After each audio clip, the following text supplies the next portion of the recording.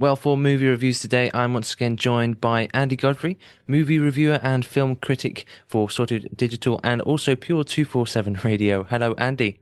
Hi, Nathan, and what a privilege to be on with you, and what a privilege to be the station's film reviewer. Yes, we are privileged to have you on. I do look forward to these chats each week because this is, apart from my faith, this is the thing and my family, this is the thing I'm most passionate about, my movies. So I love chatting to you.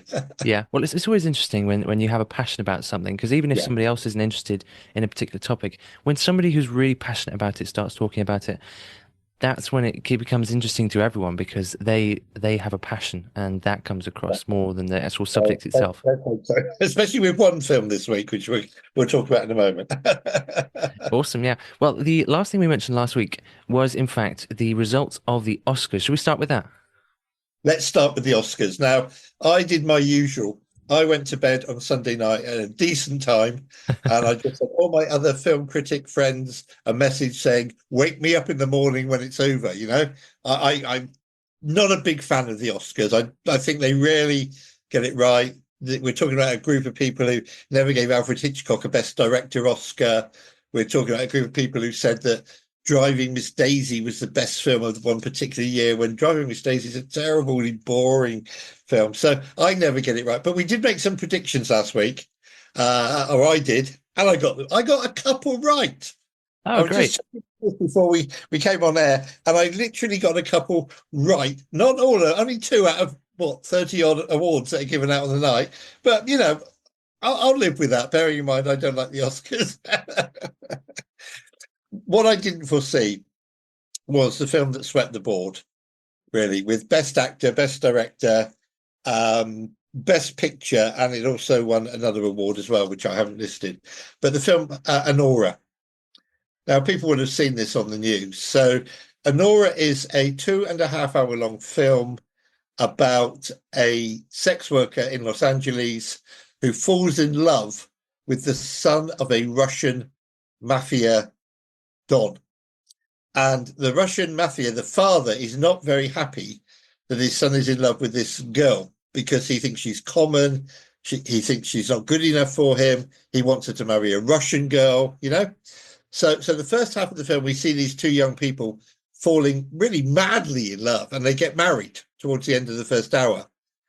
The second hour, now I found that first hour tedious. It was too long just to show us that two people had really fallen in love with each other. Yes, I get it. They are in love. Move on. But nevertheless, they take an hour, and lots of my friends and people I know who are film critics have all said, yeah, it was wonderful and it was great. And clearly the American actors thought it was great because they gave it the best film award. But I found that first hour tedious.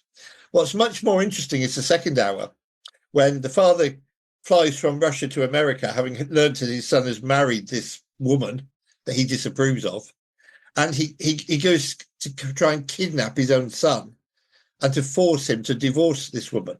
And the son goes on the run. So the second half of the film, we've got the girlfriend, Honora, being looked after by Russian mafia agents so that she doesn't run away, being told she's got to divorce the guy she loves. We've got the son on the run, and they're traveling all over Los Angeles trying to find him. Now, that second hour is actually really, really entertaining. It's good fun. They go to all the places they think he could be. They don't find him. They don't find him. There's some really funny moments between the girl and the Russian mafia guys that are, holding a hostage, basically. It's good. The basic tenet of the film will not everybody, and obviously particularly on this channel, on this station, will not be happy with. Obviously, it's a film about the sex worker. Okay. The second half of the film, I was really surprised looking at the list of films. I mean, as we said last week, there were 10 up for Best Picture. And when I looked at it, I thought, hang on. No, I can't believe that this is one out of those 10. We had some really great films. I mean, Wicked only won 2 Oscars in the end, and they were both technical awards for costume and production design. So that was a surprise. And the Best Director award went to it as well. Adrian Brody got Best Actor award for The Brutalist, which is this film about a 3.5 hour long film about an American refugee at the end of the a Hungarian refugee at the end of the Second World War arriving in America and trying to eke out a living as an architect, because that's what he did before the war back in Hungary, before the Holocaust. So he survived the Holocaust. It's a strong film. It's a powerful film. I wasn't surprised that he won Best Actor, because he's been winning Best Actor all over the place. The big disappointment of the night, the real big disappointment of the night, was that Conclave, the British film, didn't do better. I was really hoping that it would, but it swept the board at other awards, the Screen Actors Guild Award, the Directors Award, the BAFTAs. Conclave had done really well, but unfortunately at the Oscars, Conclave did not do well. One I do want to mention that did do well, that won Best Documentary, and this will really be of interest to some of our listeners, is a film called No Other Land. And this was voted as best documentary, and it's a moving, compelling, really intricate documentary about the Palestinian stroke Israeli situation in the Middle East, and who actually owns the land, and why do the Israelis say, well, we've got to have the land from here to there, and the Palestinians say, well, we've got to live somewhere, we want part of the land. Why are they at war? What is the land that they're actually fighting over? And of course, as Christians, we know in the Bible, God had laid out the boundaries of the promised land. And as Jews believe that as well, because the Old Testament is their scripture. So you've got God saying, I will give you the land from, the river Euphrates down to the river Jordan and across to the sea and all the rest of it. And this documentary really does explore in a really compelling way this issue of what land belongs to who, really. The thing is, it is now available on Film 4, and it's going to be shown on Film 4. So even people who don't have Sky, have just got Freeview, will be able to see it this week. It's going to be shown on Film 4. And it really is worth watching, genuinely. But that one, Best Documentary. So, the other one I was pleased about was the Best International Film, which was a film we reviewed last week called I'm Still Here, which is this political thriller set in Brazil. That one, Best International. So this year for me, the Oscars were a pretty mixed bag. I mean, there was a pretty mixed bag of films, everything from horror with The Substance all the way through to musicals, with Wicked, and every point in between, really. The only thing we didn't have really was a cowboy film, and if that had been thrown in the mix, I wouldn't have been surprised.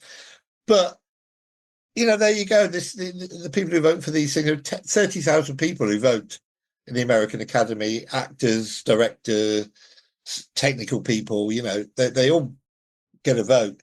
And they decided that Anora was the best film of the year. They decided it was the best directed film of the year, the best acted film of the year. They decided I'm Still Here was the best international picture. And a film which I haven't seen called Flow beat Wallace and Gromit to the best animated feature. So that was a shame, really. But there we go. So that was the Oscars. As I say, they've come and gone. We now wait another 12 months for all the hype to start up again. Yeah. And we'll see what the contenders are this time next year if the Lord Jesus hasn't come back. And sometimes I'm sitting watching a film, I think, please, Lord, come back right now and put me out of my misery.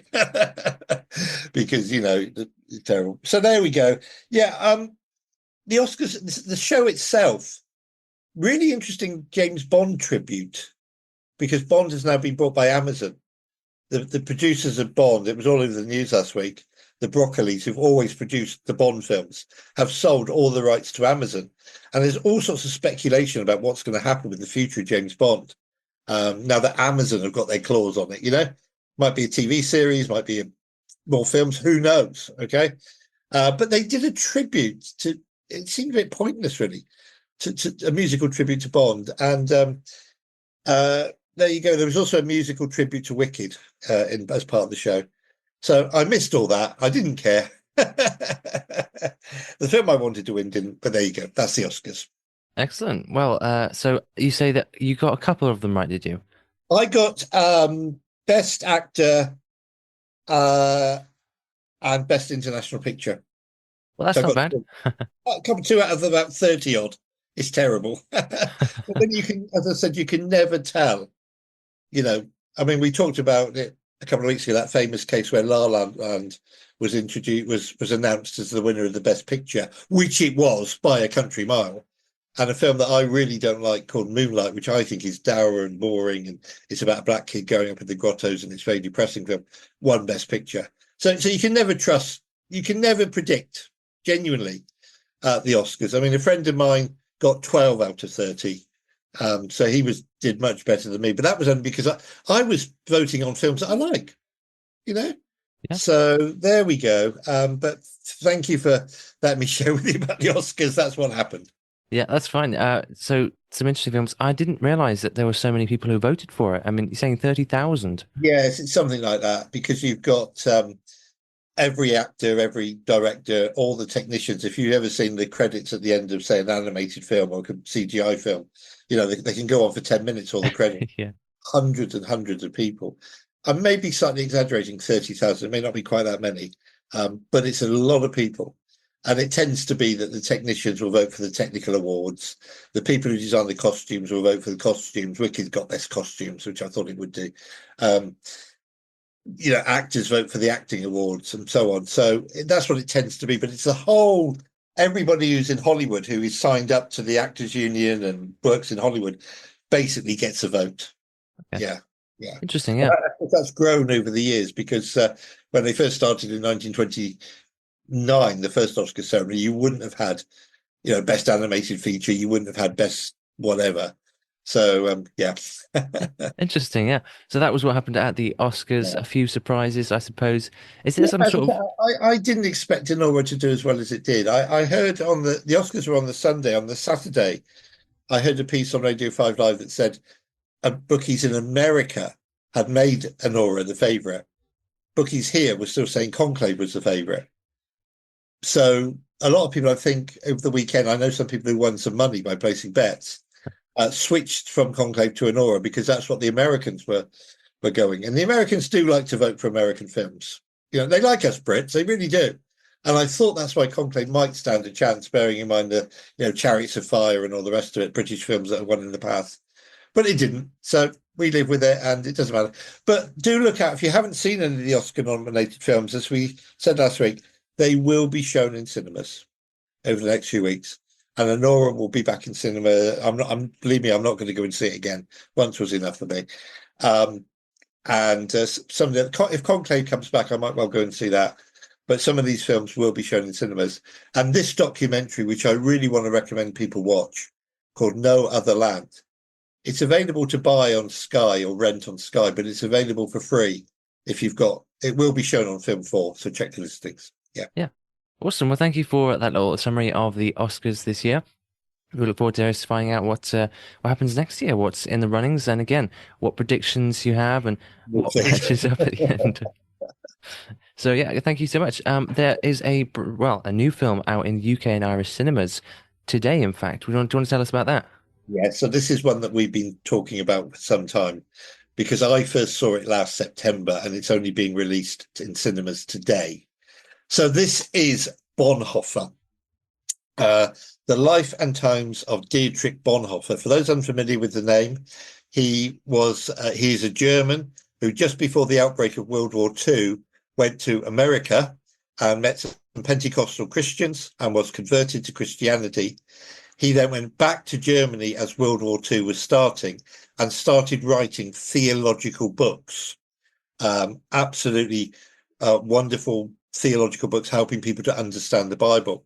But then with Hitler's rise to power, Hitler became a real opponent of evangelical Christianity.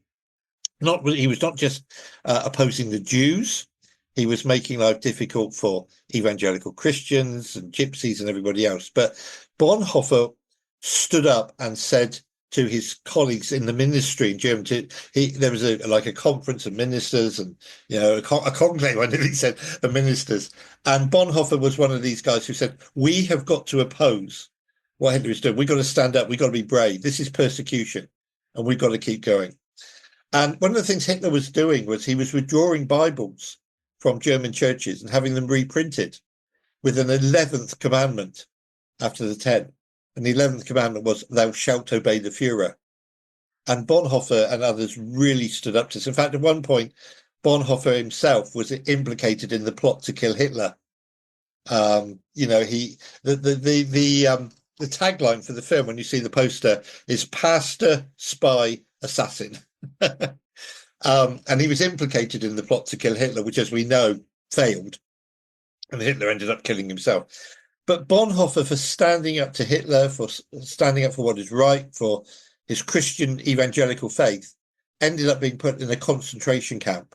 So we always think of the Jewish people rightly being put in concentration camps, but others were as well. I mean, they weren't just Jews; they were gypsies, there were poor people, there were theologians, and in fact, Hitler was so strong in his opposition to Hitler, and not only was he put in a concentration camp, but Hitler ordered him to be executed, and to be executed by being hung naked, which, of course, is the ultimate humiliation, death, And Bonhoeffer was an incredible guy, and the film is unbelievably powerful.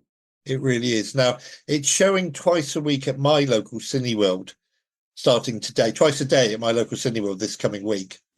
I really want people to check it out. I really want people to go and see it. There are three reasons why you should go and see Bonhoeffer.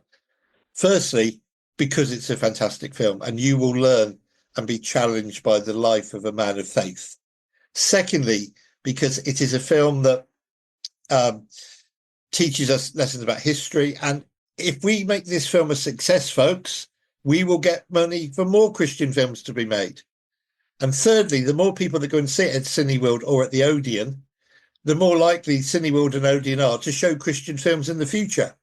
I mean, because Cineworld and Odeon and other cinema chains are often very reluctant to show Christian films because they don't think they're going to make money.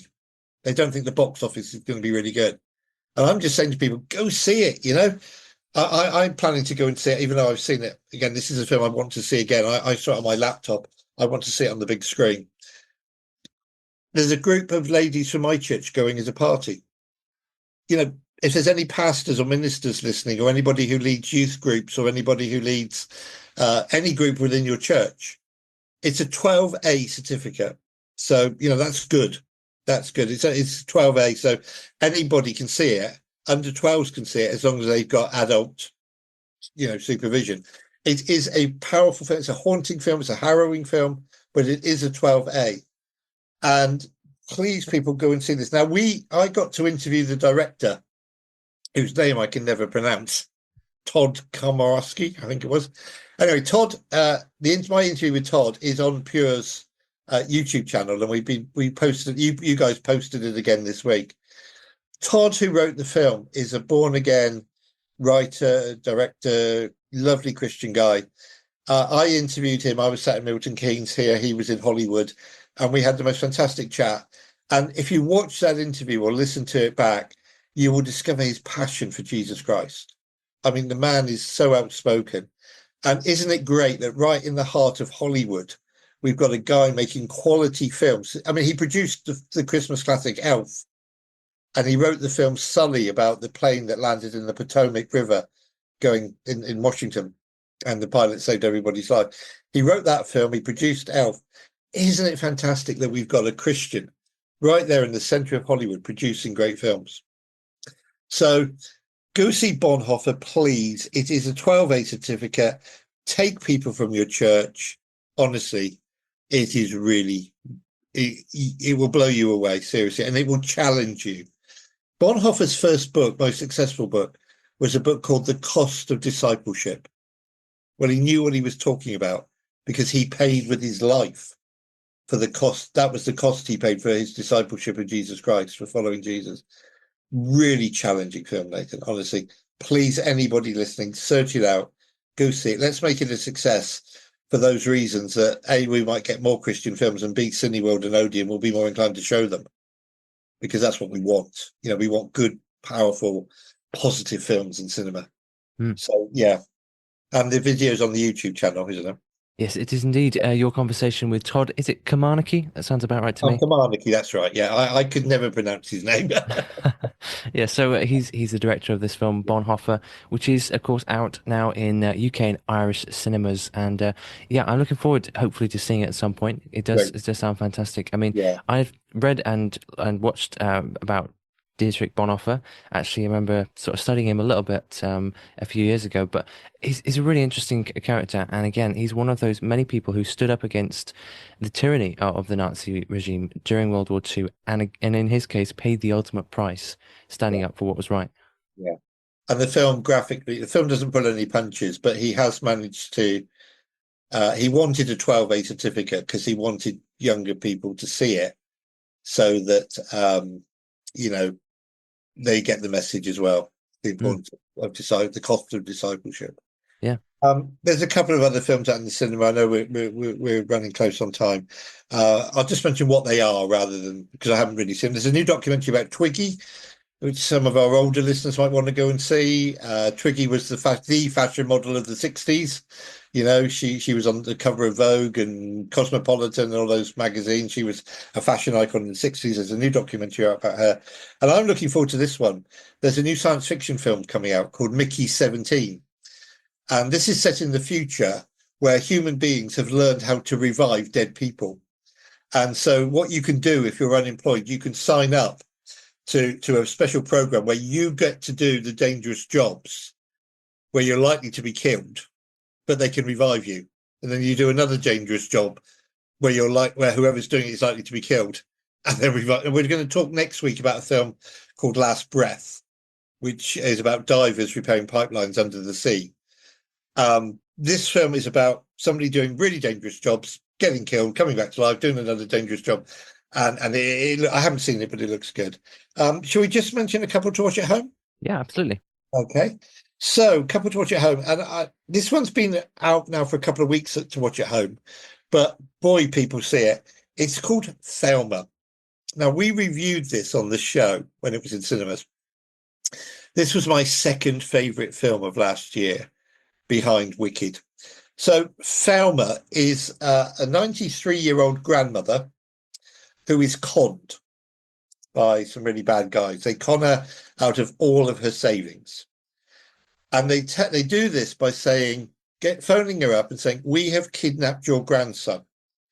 We want you to leave money in a certain place, and we will give your grandson back if you do that." So what happens is she goes to the bank, she gets all her money out, she drops it off where she's been told to drop the money off, walks away. An hour later, her grandson walks into the room where she is in a nursing home, and she says, "Oh, I'm so pleased you've been released." He said, "What are you talking about?"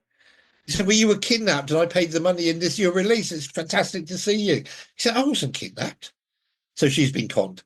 And she decides to go after the bad guys. So I always say to people, think James Bond when he's 93. Okay, because this film has explosions. It has a car chase involving mobility scooters.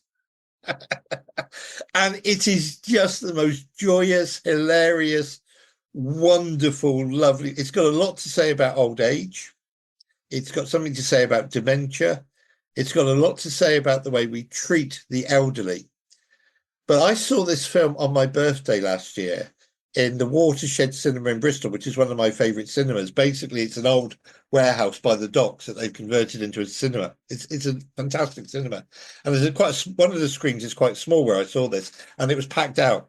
And as an audience, we were laughing and joking and joining in. And I normally want total silence when I'm watching a film.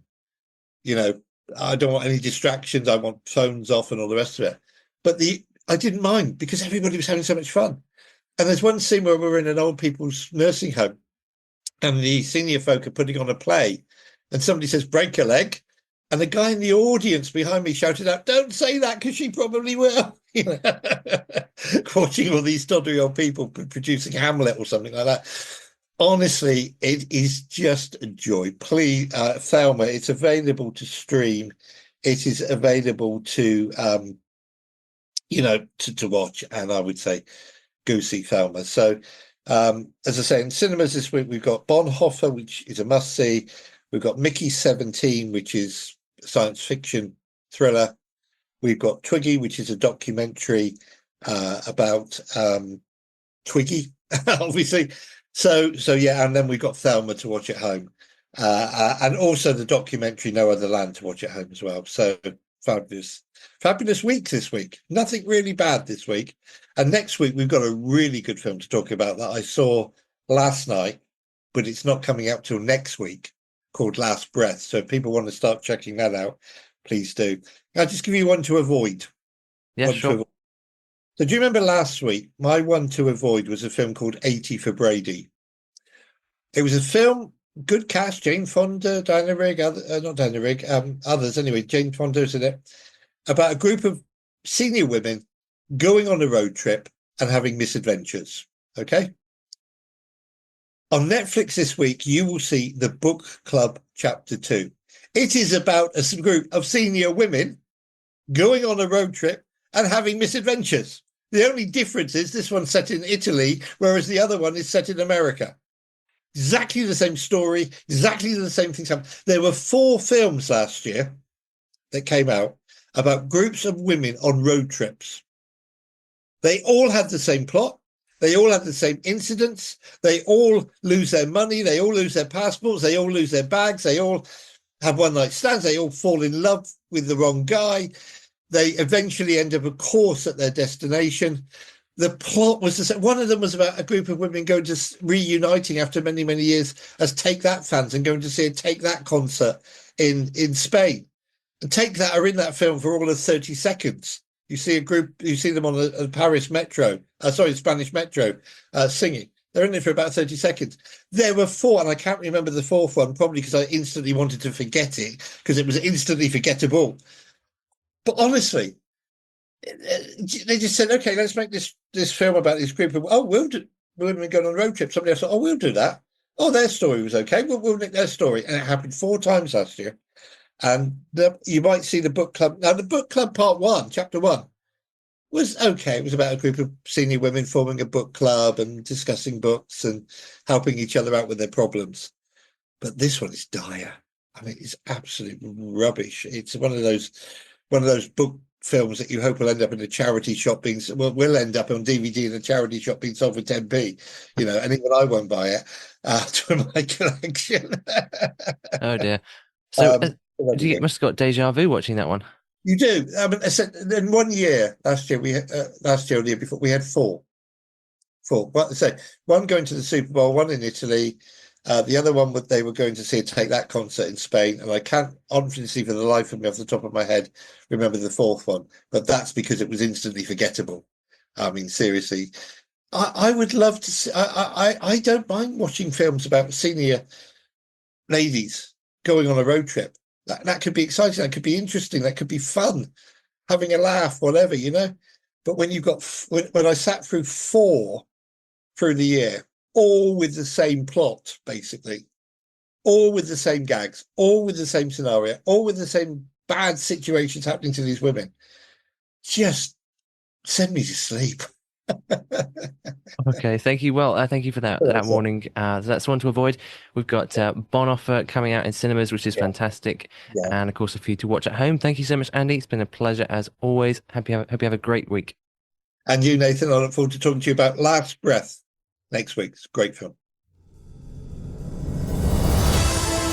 Pure Media, the magazine, is hand perfected with some of the finest writers from around the world that we could find. And yes, Andy B too. New editions are released just for you on the first Friday of every month, from our family to your family. Pure Media, the magazine, is available now. Sign up for free at puremediafamily.com/magazine.